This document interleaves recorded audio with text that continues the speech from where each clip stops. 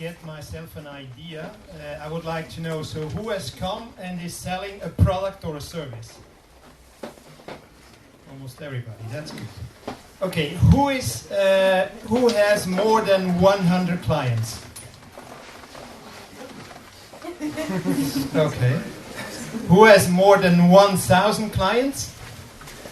Okay, you can leave. Or you can come in front and explain how you did it. I'm joking.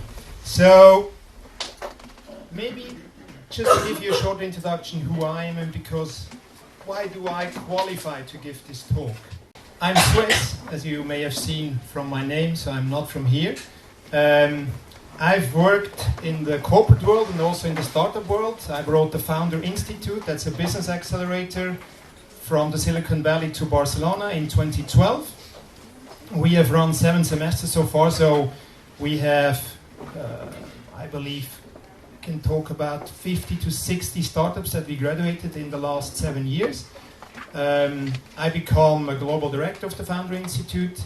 I teach the same methodology that we teach in the Founder Institute, also in the corporate world, through a company called Academy for Corporate Entrepreneurship.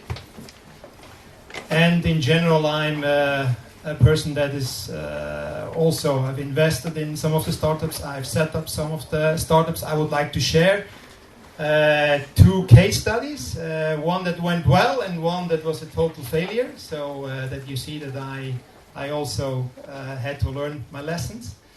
And yeah, I hope you will have some fun. The presentation, Cassandra told me, is available later in the meetup, so you will have the opportunity to get it, so not necessary to take a lot of notes. What is it not? So what I will not tell is the typical recipe. When you search in Google how to get the first 1,000 customers, you find a lot of stuff. And what I will try to explain is totally different.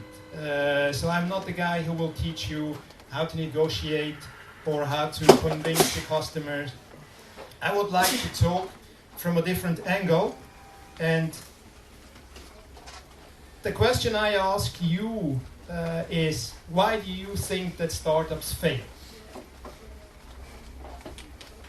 Any idea? They don't sell. They don't sell? The team. Pardon me? Product doesn't fit the market. Product doesn't fit the market? No need. No need? Cash flow. Cash flow? Founder fatigue. Yeah. Very good. Very good. Okay, I believe one of the main reasons, and you see it here, the company CB Insights, that's a data science company like Forrester, Gartner. They do a lot of analysis, and what they did is they took 101 companies that failed and they analyzed the reasons why they failed.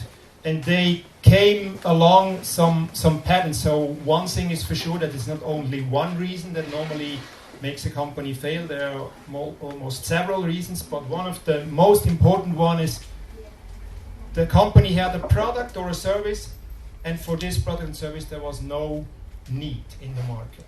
So what you mentioned, I believe, is I believe something that, or you as well, exactly, is something. You see the guys in the front row, starting to fight already.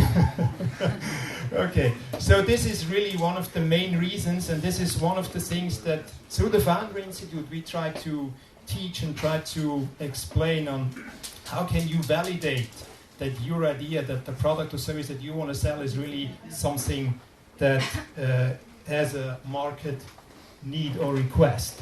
Also big companies like Cosmopolitan, they launched products like a yogurt, total failure. Then we have McDonald's, Mac Spaghetti. I believe only in the Philippines that product really went well. But here in Europe also, nobody was really interested in these type of products. Not even in Italy? Not even in Italy. Not even in Italy. Pepsi AM. So when you get up, instead of a coffee, have a Pepsi. Also in that case, that didn't work out And the last one, you will laugh at that. This is Colgate. They launched the pizza. So how can you eat the pizza when the brand that you have in mind is about a totally different subject? So these are big companies. What did they do? They thought, hey, we have a brand. We have a lot of customers already. And when we launch a product, these people will jump at these products and they will buy it. And they didn't really... What I would like to tell is a little bit, how can we lower the risk of launching products and services that have a real demand? So they didn't do this analysis. I would like to talk about these 3 stages. I would like to go more in depth, obviously, in the first 2 stages and less in the 3rd stage, but especially the problem-solution fit. That's something that a lot of people take it for granted. So something that often happens also in big corporations is that someone has a good idea or even a brilliant idea, and that someone is someone that has a certain position in that company, has access to resources, to money, and then he decides, hey, let's do that. Let's launch that product, let's invest some marketing money, and let's see if this will work. And what often happens is then these products are launched to the market, and nobody is really interested, and then everybody looks at others and say, why did this fail? Why did this didn't work out? So what we have here is they go from the idea stage phase directly to incubation phase, and then they roll back down in what we call the valley of death. This is where products don't have any demand are placed.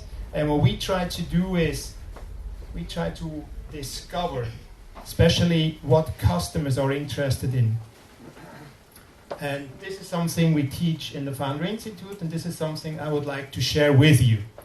So one of the things, and you have here also the URL, so if you're interested in, this is a poster that you could print out if you're interested in doing that, is we analyze these 3 different, how can I call that, conjunctions. So the Bermuda Triangle, what it does is it analyzes on the first hand, what is the problem that you're trying to solve? Who are the customers that are interested in the problem that you are solving? So who are the people who have that problem and are willing to pay for your solution? So these are people that you should look for. We will talk about this so-called early adopters a bit later. And then, and only then, you can start thinking about, okay, what solution do I have to create that is feasible and that these customers would be interested in? When you analyze the type of people that could be interested in your solution, the first thing that you should take into account is that not everyone is your customer. So when you try to find people that are interested in your product, try to find people that on the one hand have the problem or they are aware that there's a problem. Number 2, these people try to solve that problem. And number 3, the solution that they found in the market is not perfect yet for them. So these are the people that when you come and have something new, something better, and that must be at least 10 times better than what is available in the market. If not, they will not be interested in listening to you. These are the people that will then try out your product. So these will be your first customer, your first, let's say, 10, 100 customers. So the people who raise the hand who have more than 1,000 customers, they're definitely in the phase where people that are not the so-called early adopters, so they want to see other people have done, have bought, have tried out your product. And as long as this is not the case, then I will not be, in Spanish you say el conejillo de las indias, no sé, I don't know how you say that in English, the beta tester, sorry, the guinea pig, to try out if what you are trying to launch into the market will work. So find these people, these so-called early adopters, and how do you find these people? This is through customer interviews. And in general, to get someone to fall in love with your product or your service is a really hard job. It's not easy, especially not because the rule of thumb for me is when you launch a new product or service, the customers, they are not looking for your product or your service, they're looking for the benefit of your product and your service. And the question is, how do I bring across this benefit to my future customer? So one thing that you probably have heard about is the business model canvas. There is something else called the value proposition canvas. This is what we often neglect and are not willing to do because it's something that takes you out of your comfort zone. I have to go to speak to a lot of people and try to find out what are their, we call these jobs that they're doing, the jobs that they're performing when having the problem. So what are these jobs that they're doing, and what are the so-called pains they have? What is not perfect for them? What they are frightened of when they are doing that job? What is something that is really annoying for them? And what are things that annoying could be, this is very expensive for them, for example. And what are things, what are gains that they could look for? Gains could be things like to make the life of them easier, or to streamline something, or to make it cheaper, or whatever. So try to find these through interviews. And this is something that I would like to explain just after that slide, how you do interviews correctly. A lot of people are not familiar with how you do customer interviews correctly and how you can find out that important information. Once you have that information, you can start thinking about what are products or services that match, on the one hand, these pains and gains, or not match, but how can they, in the case of pain, can relieve the pain, and in the case of a gain, how can they enhance a gain, or how can they even create a gain? And then you can design a product, and then you can, what we normally try to do is come up with a prototype or a so-called minimal viable product that we then put in front of our customer and try to find out, does he like it? Does he understand it? Does he use it? Does he smile, or has he positive reactions when he's using it? When this is not the case, then we have to go back and start over again and try to pivot and change our approach. And this is something that, once more, a lot of people are not willing to do because it's work. It's a lot of work. And you have to talk to these people, you have to find them, and depending on what type of product or service you're offering, it's not always easy to find the right people. Okay, interviews. So I like this part. There is one guy, it's called Justin Wilcox. You should check out his website. It's called customerdevlabs.com. This is something that is not in the presentation, so customerdevlabs.com.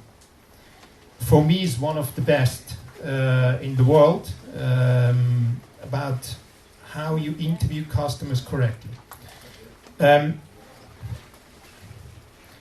What happens when we normally have a great idea? We fall in love with our idea and we start trying to find evidence that what we have come up with is something unique and is something that everybody likes as well. So when we go out and explain our idea to other people, we just explain it with a lot of enthusiasm, with a lot of, I believe the word is enthusiasm, passion, and see if someone else also gets excited about the idea that we have in mind and about what we are trying to do.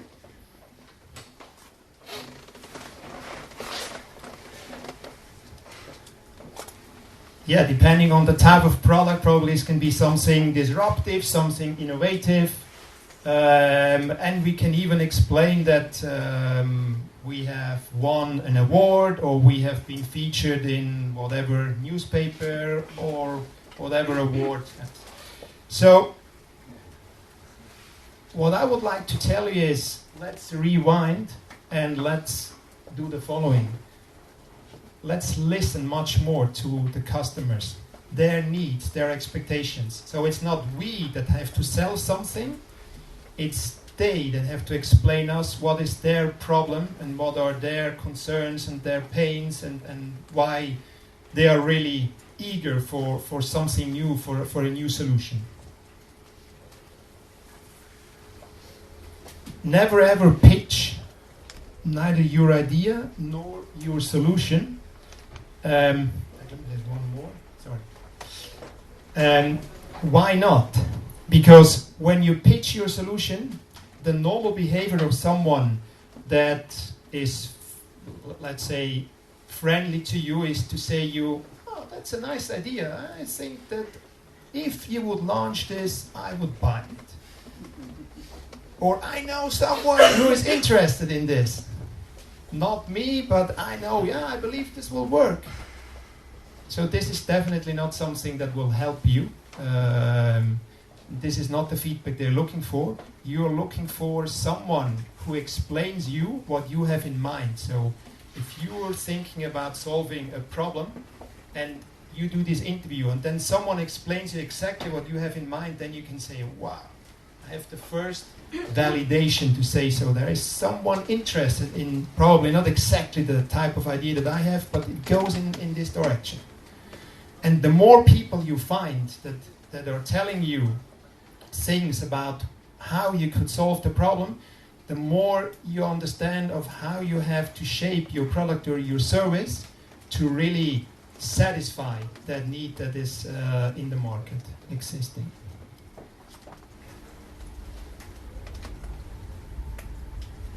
So we have developed a methodology that consists in 5 questions that we always ask to find out much more about the pain and the problem. Number 1 is, tell me about the last time you had that problem or you experienced that situation. And then listen. Listen to what they explain you the last time they had that problem. So, to give you an example, one of the companies that I'm working with is a company that has developed an app that helps you localize your luggage. So I don't know how many of you have ever reached an airport and then the luggage didn't arrive. This is a real mess, a real problem. So ask, for example, someone, hey, have you ever had this situation? And if he didn't have, then say, okay, thank you very much. Then this is not someone that you're interested in talking to, because this is not one of your potential clients. If a person says yes, then say, oh, can you explain me how this was? And then listen, and then start asking more questions like, what was difficult about that? What was not perfect? What annoyed you? And try to dig a little bit deeper and get out the emotion. So the more emotional someone gets, the more a problem it is for that person. If the person just says, yeah, this was a problem, but I went to a shop and I bought some clothes and yeah, that's fine. I had the opportunity to get some new stuff. Then this is not a problem. Then probably that person is looking to get the luggage lost again, and then he can renew his wardrobe. Probably not the one that we're looking for. But if the person gets, yeah, but this is a real problem because I had to give a talk and I had all my stuff in my suitcase and I had to go and I lost a lot of time and blah blah. So the more emotional he gets, the more important this is for him. And then wow, that's someone that if I show him later what I would like to do, I probably have someone who would like to try it out. And then ask that person, okay, how did you solve that situation? How did you find a way around that? What did you do? And then listen carefully what they tell you. And try to find out what are competitive solutions that are out in the market. You obviously, hopefully know most of them already, but maybe someone will tell you something new that you have not thought of or whatever. And then this will help you to really understand, okay, the solutions that are currently in the market, they're not perfect because of whatever reason. This is what you will understand. And the last question is, so why was that not awesome, that solution? Why was that not the perfect solution for you? And then hopefully that person will give you some hints, some tips about what was, or what could be something that could be perfect, or could be much better. And hopefully that person then gives you an idea about what you're trying to solve. We have developed what we called an experiment map where we try to walk people through that cycle. So what we do first is we ask the people, can you come up with a number of assumptions that you have to validate? And please categorize or prioritize these assumptions in, on the one hand, is it known or is it unknown to you? Is it critical? Is it not critical? And obviously the most important ones are the ones that are critical and unknown. So these assumptions that can make your idea to fail. If you invalidate these hypotheses, then you know there is no real need in the market for these type of solution. Once you have done that, then what you can start doing is you can say, okay, let's set up an experiment to validate these assumptions or invalidate the assumption. And there are a lot of different experiments, so you cannot only do a customer interview, you can also do a lot of other things, like you can create a landing page, you can send out a questionnaire, you can, what we did, for example, in, where was it? I believe it was in Shanghai.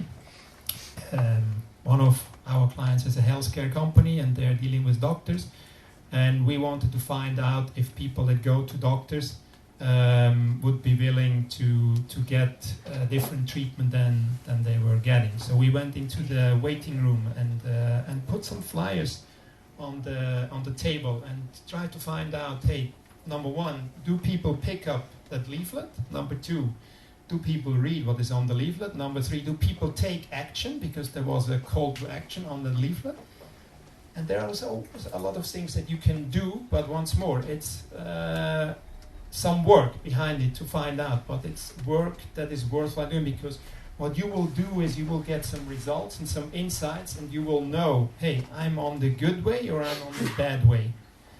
And a lot of people that don't do that type of things, that they just launch and then they wonder, or they ask themselves, why is nobody interested in my product? So this is something you can also download, and very useful tool as well. So in summary, and I'm sure that you come across that as well. First, what we have to do is customer discovery. Once we have done that, try to validate. And as you've seen here, this is some sort of loop. So probably have to go through that loop several times. But only when we have found problem-solution fit, which is that part of the equation, we can go to this part here, to the execution part, where we can really start launching a product, producing an MVP, and find real customers. As long as we have not solved this part here, don't waste any money in creating something, because you are not sure that there is a real demand for that product. So you come here to listen to someone who should tell you how to make the first 1,000 clients. So I'm talking a lot about concepts, and you say, okay, let's see if that guy can also give us some hints or some ideas about the second stage, the product market fit, which is the stage where you start really creating that MVP, that product. So in the Academy for Corporate Entrepreneurship, what we do over a 6 months period, we walk our customers through the following 4 stages. So the first thing, and we do that with what we call sprints. Sprints are very short development, where we do the following, where we define what do we want to validate. We, to say so, create that solution or enhance what we have already, and then we bring it into the market and have some customers give us feedback. And depending on that feedback, we are developing the next sprint, and we do that like 5 to 10 times over a period of 5 to 6 months, until we have found what we call product market fit, where we are sure that we have found a formula that helps us not only to find the people, but also keep these people and make that these people recommend our solution or our product or service to someone else. And I thought, well, this is something a little bit complicated and always not easy to do. So Dave McClure, which is the founder of 500 Startups, another very well-known business accelerator, he came up with the so-called AARRR Pirate Metrics. I don't know if you came across that. This is something I highly recommend. When you start working on your product, there are different phases. The first one is, how do you find the users, the so-called acquisition phase. Once you have users coming to your website or coming to your app or whatever it is, how can you get them a first great experience? The first time is the most important time. The first time decides if they come back or if they never ever want to see you again. And what can you do to get these people coming back again? How can you retain them? And what I would like to dive deep a little bit is one subject that a lot of people are not aware of, and this is totally cheap, very cheap to do that, is how can you get referrals from people that have become your clients and that are satisfied. And if they are not, then you have to work that they get satisfied. So I have a short video. I hope we can play it. Acquisition, lots of different channels where I get users who come from widgets, SEO, SEM, PR, traditional campaigns and contests, biz dev, blogs and affiliates, these days Facebook. Lots of different ways to pull those things in. What's important? What are high volume channels? What are low cost channels? And what are best performing conversion channels? I'll talk about that later, but those are the 3 things to think about. High volume channels are great, but low volume channels are good if they're low cost. Okay, activation. First, happy user experience. Activation criteria, I would say 10 to 30 plus seconds on the site, 2 or 3 page views, 3 clicks. You can define it how you want, but you're using product features on the site to get people to engage and have a happy first visit. Main thing is don't be too smart, do lots of A/B tests and landing pages. Third thing, retention, how do you get them to come back? Email, probably the simplest way, blogs or RSS also a form of that. Emails, make them automated, do lifecycle emails from when they join or when they come, +3, +7, +30 days. Other stuff on that slide, all right. Referrals. Don't try and do a viral marketing campaign until your product doesn't suck, because what will happen is people will tell other people that your product sucks. So don't do that. Do selective qualitative testing to figure out if you're an 8 out of 10 or better, and then start to do viral marketing. Revenue. I have no fucking idea. Figure out how to make money with your product. That's your job. All right. Acquisition, activation, retention, referral, revenue. Say it one more time. Arr! Very good. I won't read the rest of that shit. So that was, from my point of view, one of the videos you probably should look 2 or 3 times. Check it out.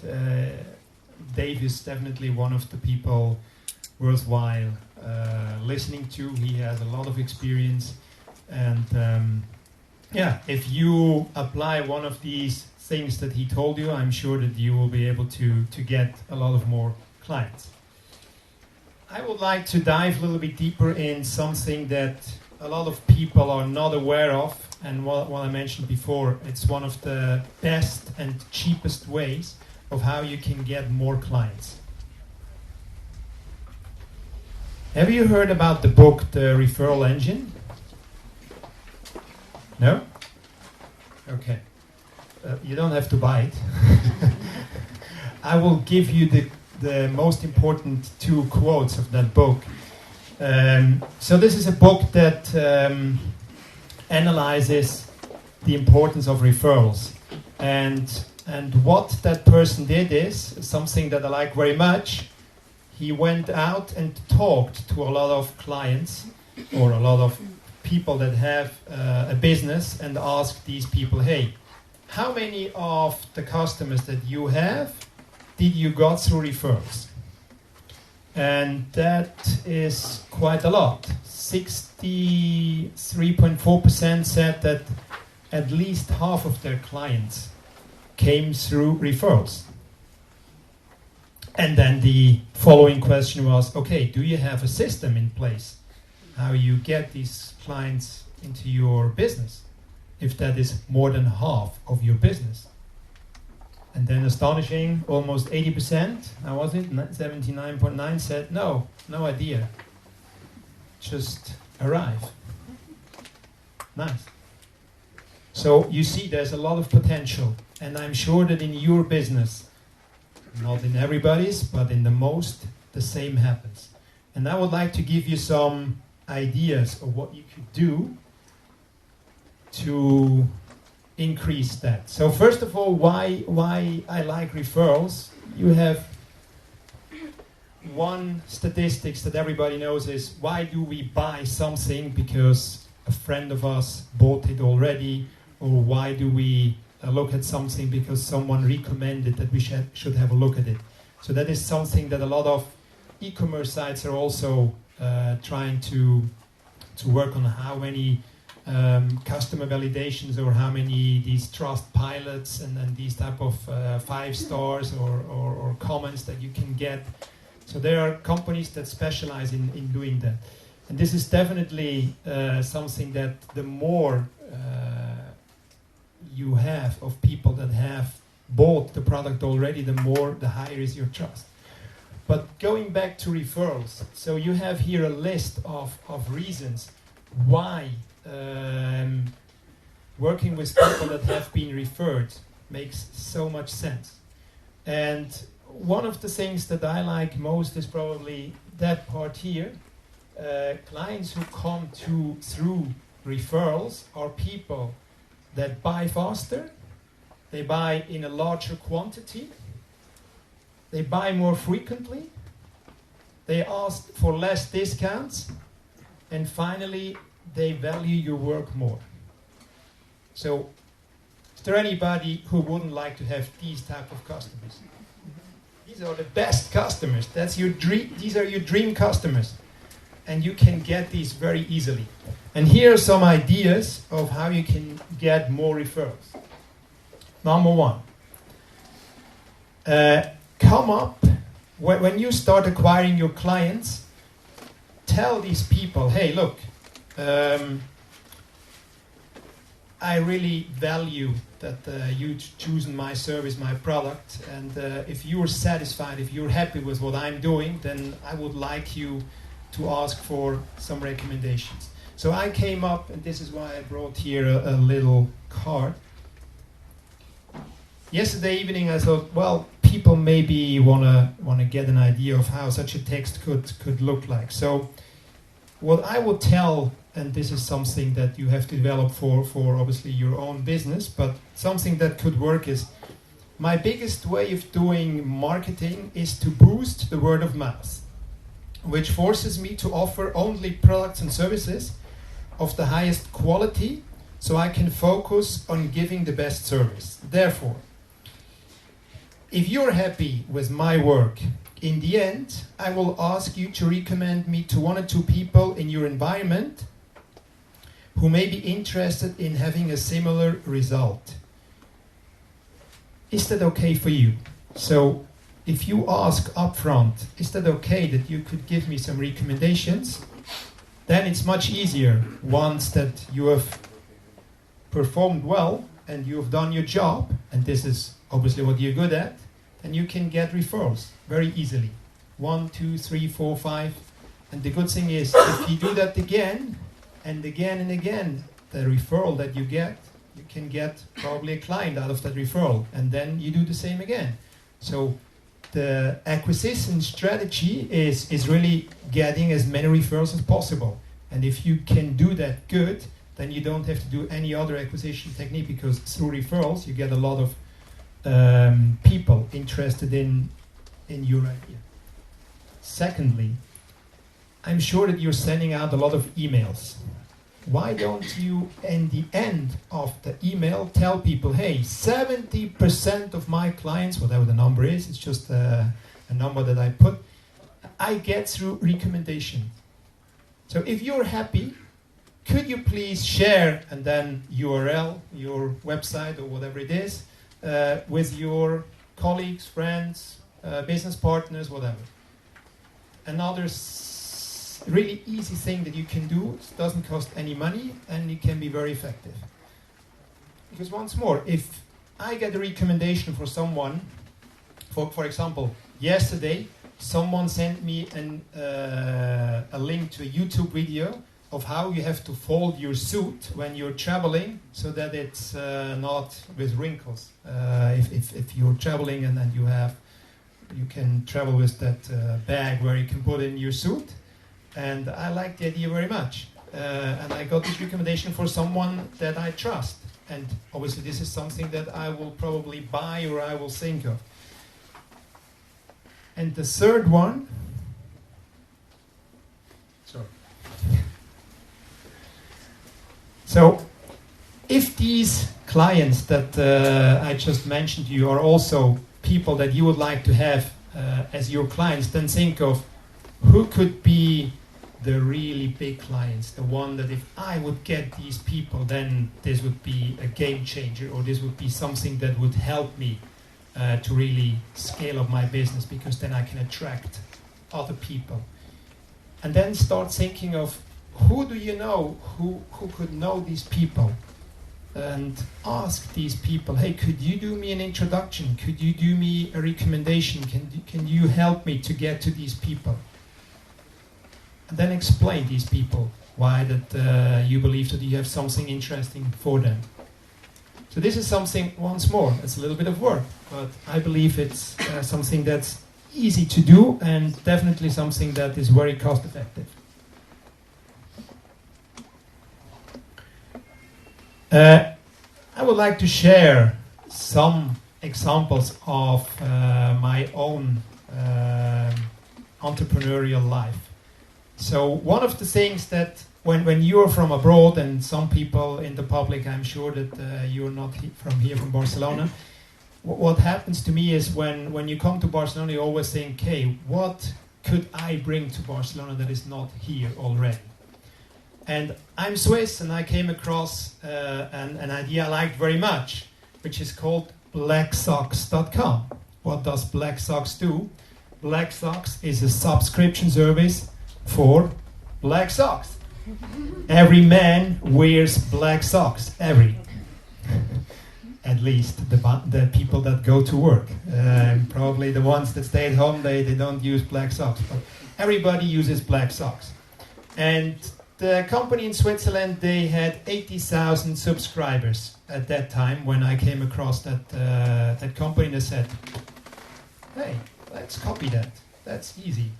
Everybody uses black socks in Spain as well, and what I did is I launched calcetinesnegros.com. Probably not the best, the nicest website, but still, we got 150 people who bought our socks. But what happened? Only 1 out of 150 subscribed to our service. So people in Spain are probably differently wired than in let's say, Northern Europe. And what we found out are things that we have should yeah, we should have done that much better. So what didn't I do correctly? I took for granted that something that works in another country will work in Spain as well. And it's normally not the case. So I didn't even ask people, hey, would you be interested in that service? And we found out that 70% of the socks that are bought are not bought by men, but are bought by the partner, the mother, or you call it, you name it. So it's not we men, we don't love to buy black socks at all. We prefer to give that to someone else and say, hey, by the way, when you're in Corte Inglés, can you bring me a few more black socks, please? Secondly, we didn't really ask customers, would you be interested in getting a subscription service so that every 3, 6 or 12 months you get 3, 6 or whatever pairs of socks at home? So what happens here is people only buy socks when they really need black socks. They don't need a service that every 3 or 6 months they just very comfortably they get the product at home. So it didn't work.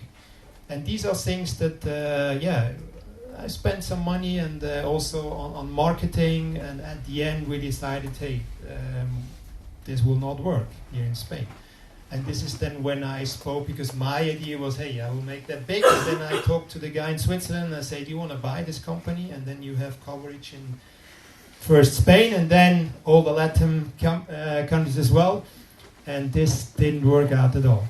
So I learned my lesson. Something else that did work out, and it worked out very well, is this one here. I like this example because this is more than 20 years ago. So you will ask yourself, what's this?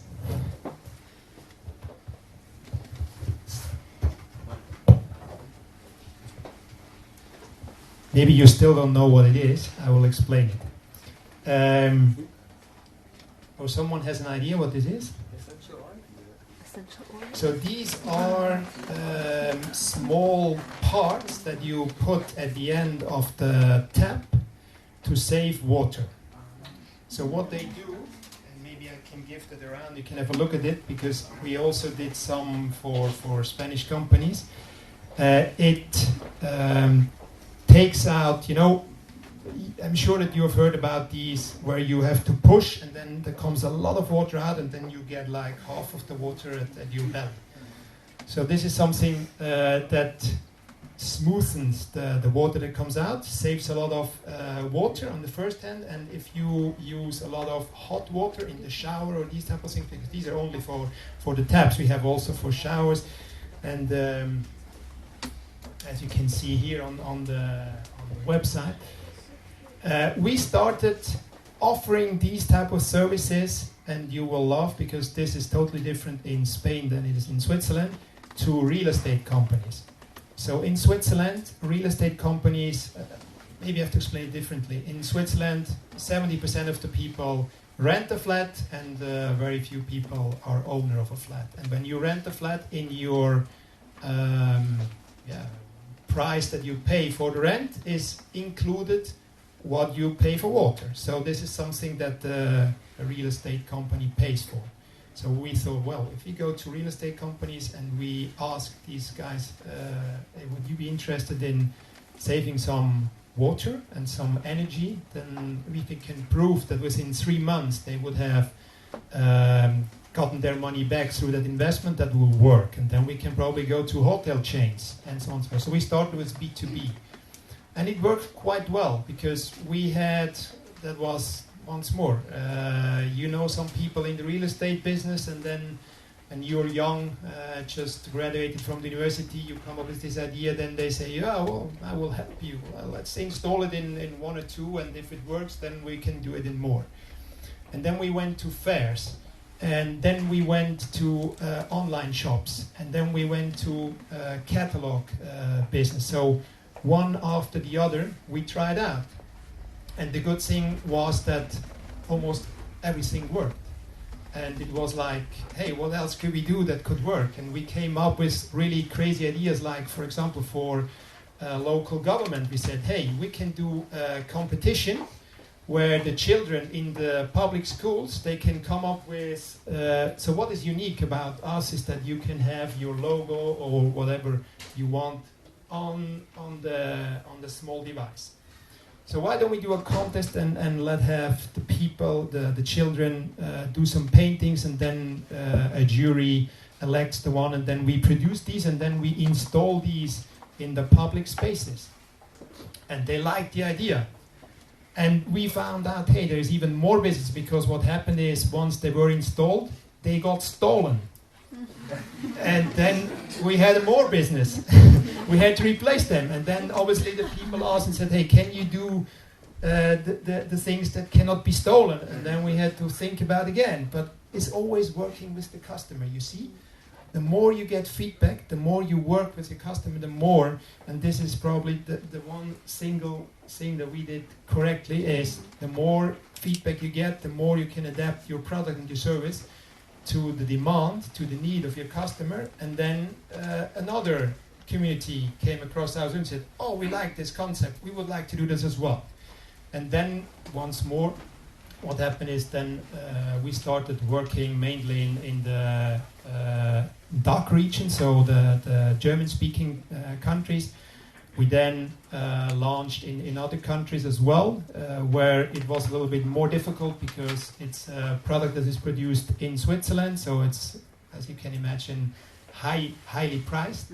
I remember when I arrived here in Barcelona, I also went to a hotel in Avenida Diagonal.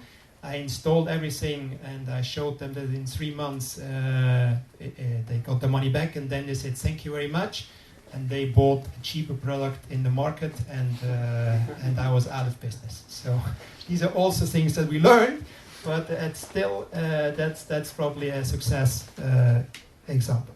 So I would like to share, to finish my presentation, some of the learnings I have. 8, yes. Things that I believe that can help you, that I made my learnings, and I would like to share with you. Number 1 is talk to the right person. So it can be a lot of time, it can be a lot of effort to just find out that the person that you're talking to is not the one that takes the final decision. And then someone you pitched to, and someone that you believe that person has now the same knowledge that you have, explains that to someone else who has to take the decision in a totally different way. It never ever gets through in the same way. So try always to find the person that takes the final decision and talk to that person, because then you can bring across what you are best at. And someone else will pitch it totally different. That's the first learning. Try to segment your customers. So if you have a product, let's say something very everybody came across, I'm sure, weight loss. So everybody,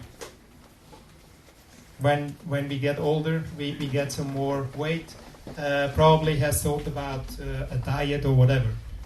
But why don't you focus on a certain group? So for example, moms that have just had their first, second, third child.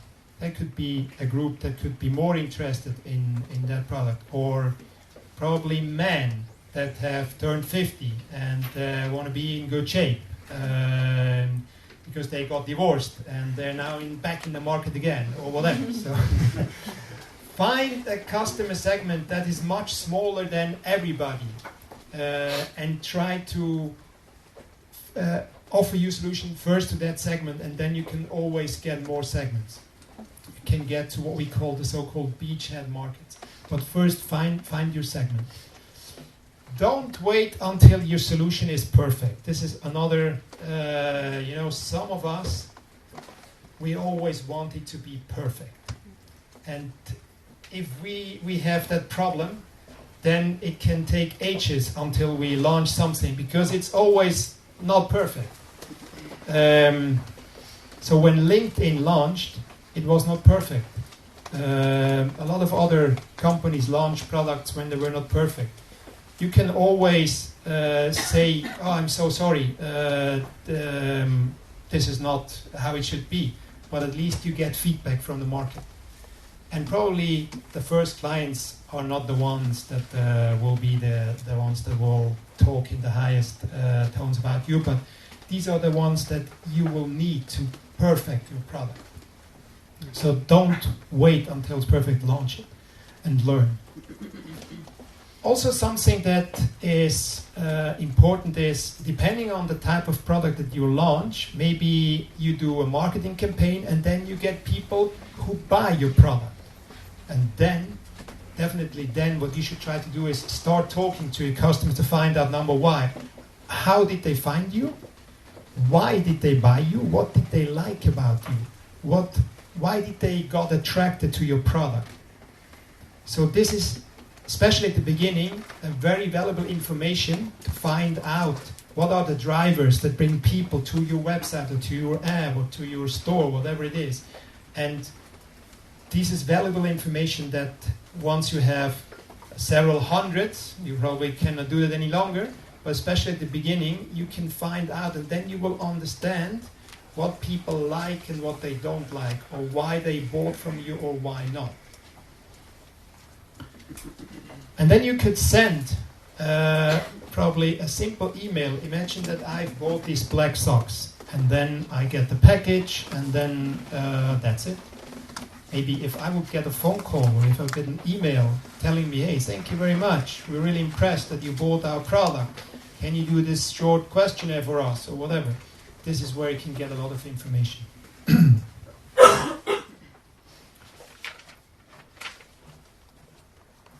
Also, something that works very well is, depending on the type of product that you are selling, maybe you can come up with some free stuff.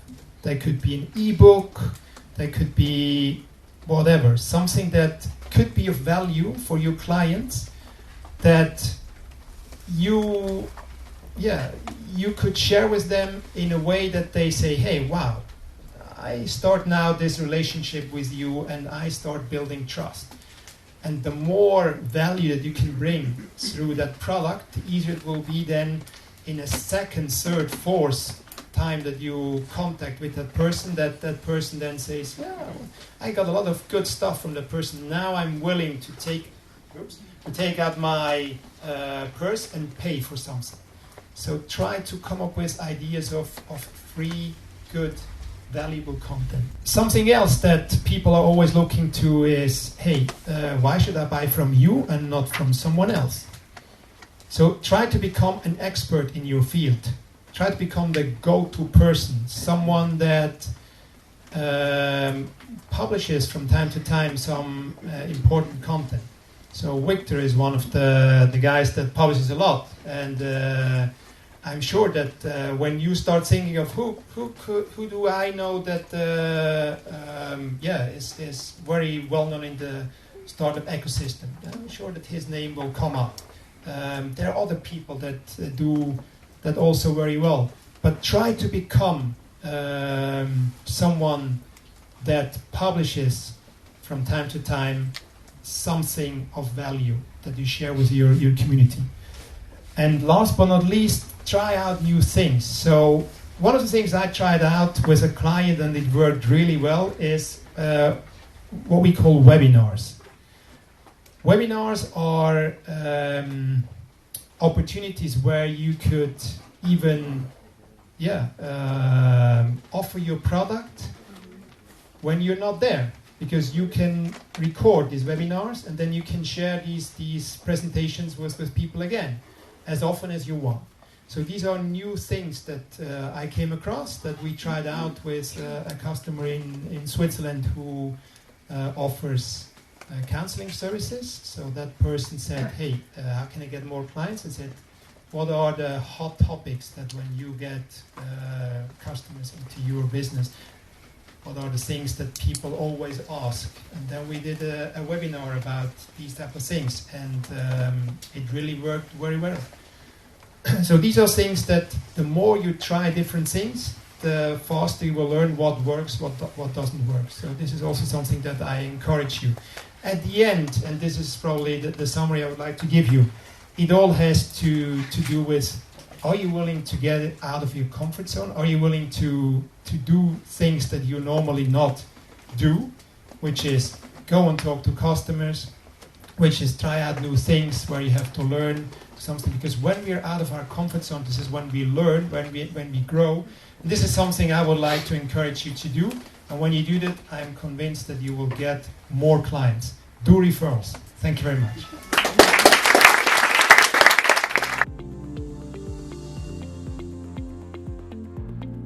Okay, A/B testing. So let's imagine that you launch a website and you're not sure if one wording is better than the other. What we do is we launch one website with the wording A to, let's say, 100 people, and we launch the wording B to another 100 people. And we try to find out which of the two websites converts better. You can do that with, for example, colors, text, buttons. So if the button is on the top or on in the middle, or if it's big, if it's small, if it's green, if it's gray, whatever. Try to do these testings. This will help you find out what works better, and you will be really surprised. So I was working at RACC, that's the Automobile Club, and the word that we used is because of Automobile Club. The word automobile is, I believe, 100 times less looked after than the word coche. It's the same word.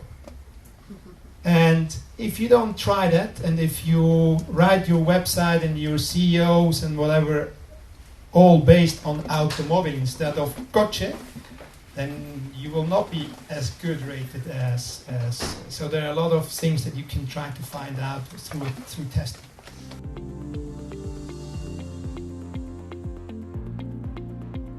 I wouldn't do it. I would only change one, and then if you have 4 or 5, test one.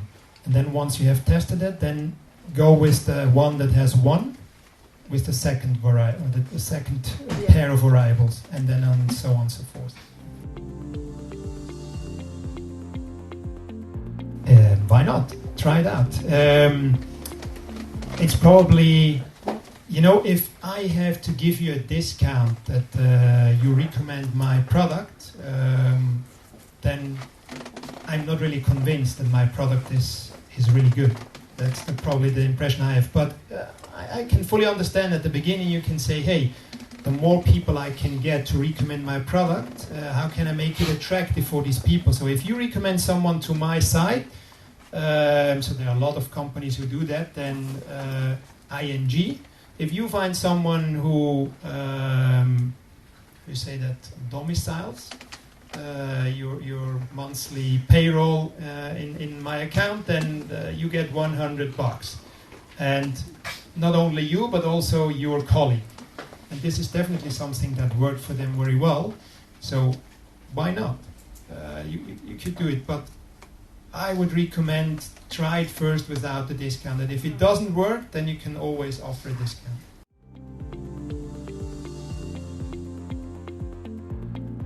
I would say, what is your unique selling proposition? Why should I come to you and not to someone that is already 5 years in the market, that is 100 times bigger than you?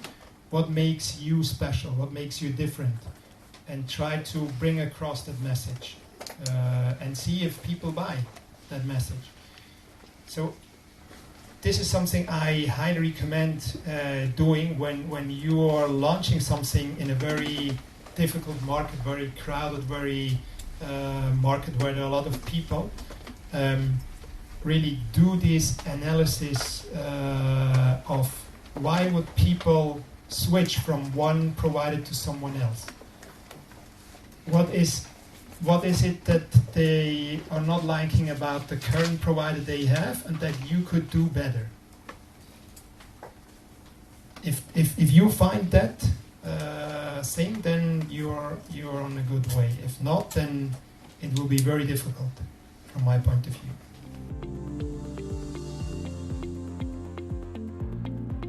I would first go deep and then go wide.